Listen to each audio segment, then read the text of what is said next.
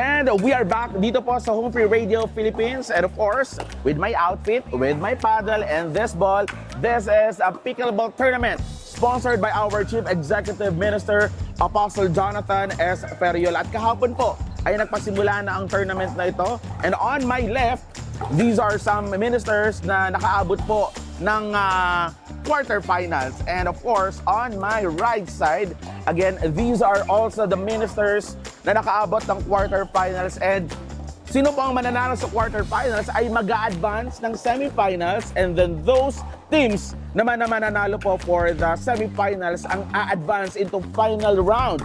And only 2 people will win para po sa ating final round. At sino magkakamit ng championship, abangan po natin ang ating first ever na pickleball tournament with our church leaders, and ito ay sponsored mismo ng ating minamahal na Apostle Jonathan S. Ferriol. And let's see, ano bang take ng ating mga ministers sa kanilang paglalaro ng pickleball, and this first ever po dito mismo sa AATF Global Prayer Mountain. Let's see. Yes, iba ka talaga ako. Let's have a first interview with Presbyter Joseph Concepcion. So, Presbyter Joseph, good evening. So, how's playing pickleball dito mismo sa ating very own AATF Global Prayer Mountain? First of all, it's more of the fellowship, you know. Praise God. Kind of bonded coordinators. But, mind you, maraming competitors eh. Wow. Kahit parang fellowship lang, pero lahat gusto manalo. Also, we would like to thank Apostle Jonathan kasi for the past 2 days, he's been teaching. Oh. Kaya maraming coordinators ngayon ang very excited, and you know, they're playing. I think it's more of the fellowship talaga. Diba? Masaya silang lahat. Yes. Manalo, matalo, everyone's happy. But I can say that all our coordinators, even sub-coordinators and church leaders, they are all competent. Talagang makikita natin yung competency. Oh yes, yes. Masaya, masaya lahat. Praise God. Of course, let's see the ministry partner naman po of our Presbyter Joseph Concepcion, Pastor Jeneline Concepcion. naka-finals, Tag team. Tag team. Naka-finals sila. Wow. So how's playing pickleball po, and ano po may advice niyo po sa mga beginner na naglalaro ng pickleball? My advice would be don't give up. Alright. Keep going because it's really easy to learn and it's fun. It's more of the fellowship and the community that comes with it. And don't give up. Just keep going. Yes. Wow. What a good advice from our beloved Pastor Jeneline Concepcion. So, whatever na challenges ang inyong naranasan ngayon, and if you have this time naman to play pickleball, go on. Yeah. Until ikaw ay mag-succeed. Yeah. Try and try until you succeed. Yeah. Praise God. Thank you so much, Pastor Jeneline and Presbyter Joseph. Like the outfit. Full gear. Yes. Next, let's proceed to our beloved Pastor Sam Bagkat. Of course. Hi. Pastor Sam, kamusta po ang experience ng paglaro ng pickleball? Mabuti po at nakakaganda sa akin. Sa Fit to Serve at natututo tayo ng pickleball sa program ni Abasa. Wow. Praise God. Thank you so much po, Pastor Sammy. And of course, our beloved Presbyter Ruben Ventura. Presbyter Ruben, how's playing pickleball, at ano po ang inyong natutunan so far playing this game? First of all, thank you, Apostle, for teaching us mag-pickleball. Napakaganda dahil mapapawisan ka, masarap ang pakiramdam mo na hindi ka nasaktan. Ayun. At marami kaming natutunan dito. At yung una, yung teamwork. Definitely. Yes, teamwork. Saka yung discipline ng tira, dapat suabe. Alam mo, galing. Oo. So napakahalaga pala talaga ng control. Yes, Control. So hindi pwedeng manggigil tayo para makuha mo yung bola, mapalo mo at mailiban mo sa kabila. All you have to do is to discipline yourselves as well. Ngayon, inaaral pa namin lahat eh. Inaaral pa. Tuloy-tuloy pa rin po. Yes, Continuous ang learning natin. Thank you so much, Presbyter. So, dito makikita natin, nag-start na po ang game dito po sa first court. Of course, Presbyter Dong and his teammate, and then Presbyter Dan and Bishop Aldrin. At sa second court, of course, these are the ministers na nakaabot sa quarterfinals. At ganoon din sa last court, these are the ministers pa rin po na naglalaro, and nag-start na po ang kanilang official game. And the first set ay nag-start na po ng laro ng pickleball dito mismo sa AATF Global prayer mountain. And as you can see, napakinggan naman natin ang ilan sa ating mga church leaders na ang paglalaro ng pickleball ay hindi rin madali. But then again, all we have to do is to have a discipline and also try until we succeed. And competence is nandyan. Pero ang kailangan lang natin is i-enjoy din and fellowshipping with one another. Di naman ang mahalaga doon. Ang mahalaga ay nakapaglaro at nagkaroon ng teamwork ang ating mga ministers. Abangan pa natin ang ilan sa ating mga pastor na maaaring makapanayam ngayong gabing ito.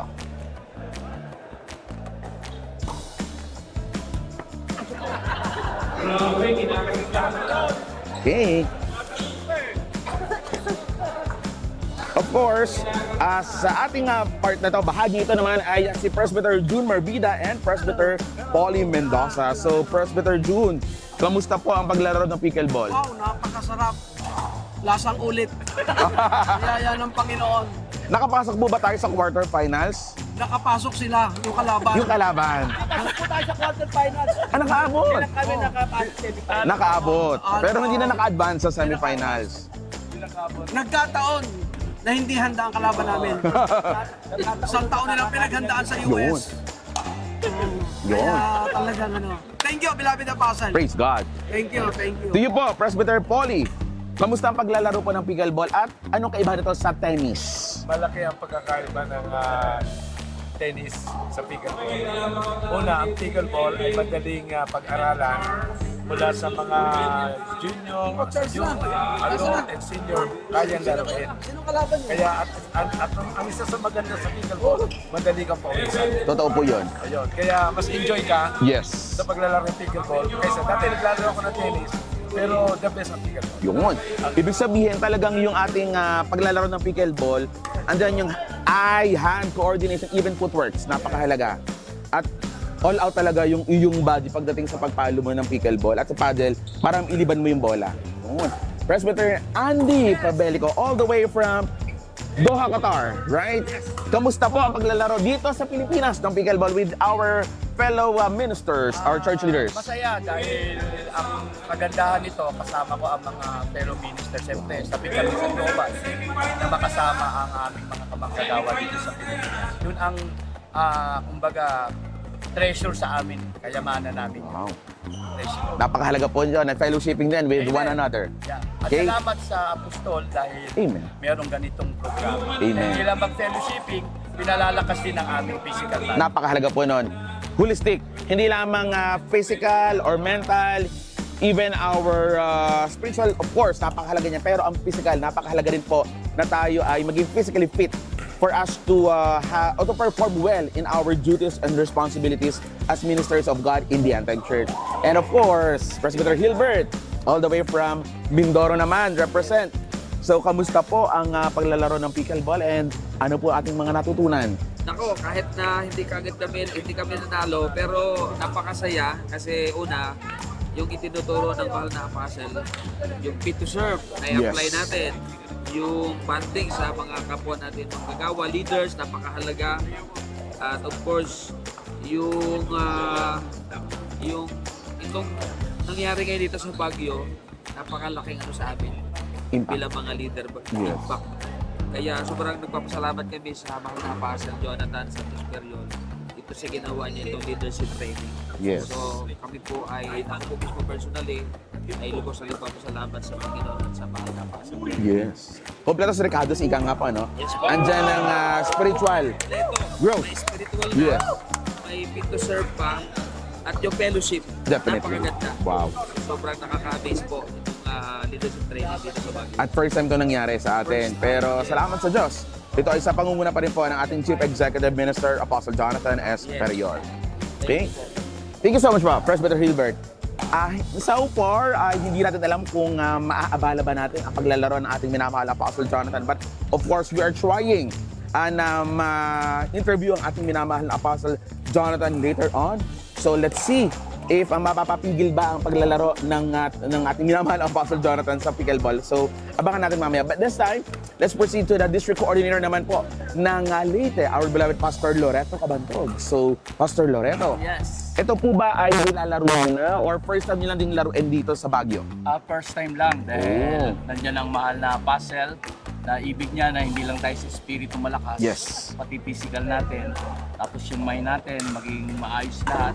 At nagpapasalamat tayo dahil magkaroon ng ganito sa ating mga kapasturan. Praise God. Kaya nagpapalakas tayo. Yes. Sa biyaya ng Diyos, matututo rin tayo. Tayo po ba umabot ng quarterfinals? Semi-final. Wow! Naka-advance na! Yeah, kasi nakapasok kami dahil disqualified. So ano pala, default. Yes, kaya second laban namin, out na kami. Malalaman din kung... Pero hindi kami susuko. Yes. Yun ang napakalaga. Yes. Try and try until we succeed. Yes. At makamit ang tagumpay. Napakalaga naman. Tayo.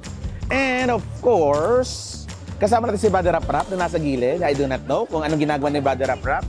Pero so far, as we can see, ang lahat ng ating mga church leaders, they are all happy in terms of playing pickleball, and all of them ay nagpapasalamat sa ating minamahal na Apostle Jonathan for this Fit to Serve dito sa first ever Church Leadership Enhancement and Review Conference dito mismo sa AATF Global Prayer Mountain. And this is the first time na nagkaroon ng ganitong fellowshipping and also playing of pickleball sa ating mga church leaders, not just here in the Philippines but all around the globe. So this time, nakikita natin ang minamahal na Apostle Jonathan.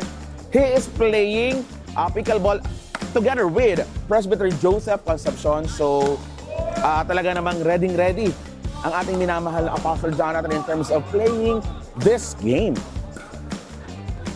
Alright, so tag team po ang minamahal na Apostle Jonathan and Presbyter Joseph Concepcion. At kalaban po nila ang minamahal na Presbyter Levi Ferriol and our beloved Pastor Arnold Bandola.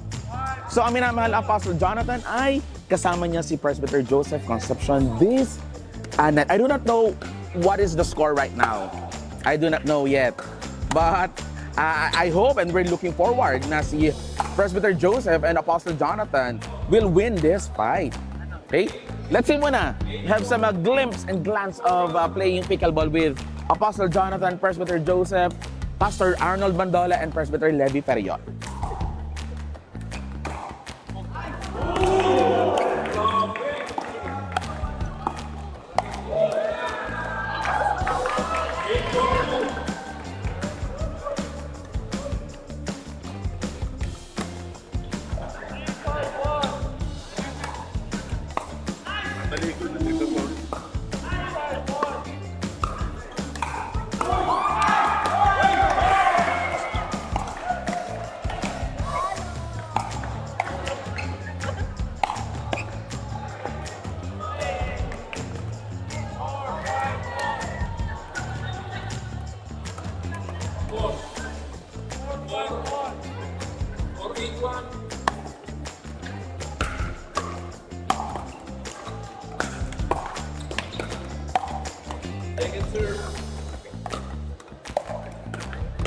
Nice. Presbyter Joseph missed it.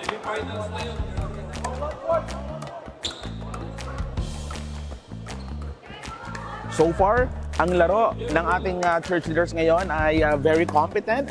Nakikita natin. At ang magsaserve right now ay ang ating minamahal na Presbyter Joseph Concepcion. So there you go. Pasok. Apostle Jonathan. Oh, another point sa ating minamahal na Apostle Jonathan and Presbyter Joseph. So far, I think lamang ata ang minamahal na Apostle Jonathan and Presbyter Joseph. Oh, another point for Presbyter Joseph and Apostle Jonathan. Seryosong laban talaga to, mga kapatid, mga kapitbahay.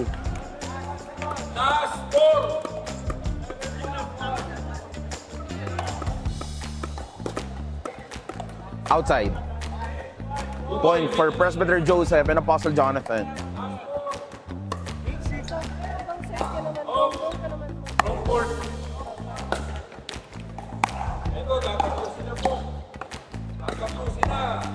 Nice.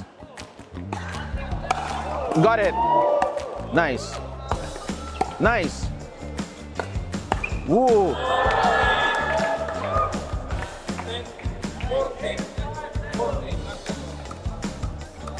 Another point for Okay, nanalo is si Evan and Charles. so currently Apostle Jonathan is doing his service. Pasok.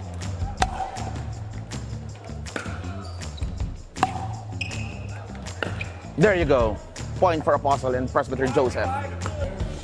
Alright, so this time kasama natin ang ating minamahal na Chief Executive Minister Apostle Jonathan S. Ferriol at katatapos lang ng laro ng ating minamahal na Apostle Jonathan. And yes, you heard it right. He won against Pastor... The only win I got. He won against Pastor Arnold Bandola and of course, his brother, Presbyter Levi Ferriol. So how was it, Apostle? Oh, they were good. We just got lucky. Praise God. Yeah, but they were good. It was a close fight. Good game. Everyone's happy. So bakit po natin ginawa itong may pickleball tournament po with our church leaders? This is part of our effort to really bring to the ranks of the That is pastors ang fit to serve. Yes. So, I observed that simply teaching yung F2S, That is true. fit to serve, is not enough. Kailangan dalhin sila sa lugar na yon. So, pickleball is a fun way.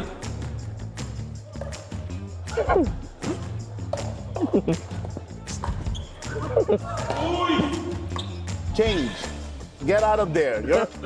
Masyado ko nagpapaglabas. Pag may tamaan niya, pag may masaktan dyan, sige ka. Anyway. Going back. So, going back. Yes. Hindi, kasi I'm not only playing, I'm also coaching. And I'm coaching them, number one, the basics of the game and sportsman-like playing. That's right. Sportsmanship, in Yes. other words. Kaya pag ikaw ay nagra-rally, don't hit the ball too hard. Just play it back. Alright. And then, pag may tinamaan ka, the first thing you must do is say sorry. Yes. Because pickleball is not about winning games. Oh, It's yes. about winning friendships. That is true. Yeah. Why is it important, Apostle, na you have your paddle, I have my paddle, and then clap? What is the meaning of that? That it's a way of saying you got it good. You did it right. Alright. Yeah. So it's part of sportsmanship. Okay. Na actually you clap your rackets kahit parang mali siya. Okay. So hindi lang kayo mag-clap dahil kayo ay okay. Kahit hindi okay, kailangan mag-clap pa rin Okay. kayo. So you respect each other. Yes, that shows na a partner is a partner. Yes. Regardless of whether you're losing or winning. Alright. So ito ating matutunan, whether you won or you lost, but Yeah. then again, the friendship is there. Yeah. And of course, yung mismong tayo din ay nakapag-exercise. Yeah. Yun ang napakahalaga doon. Yeah, I'm actually sweating like a pig right now. It's good. But again, anyways, mga kapitbahay, congratulations.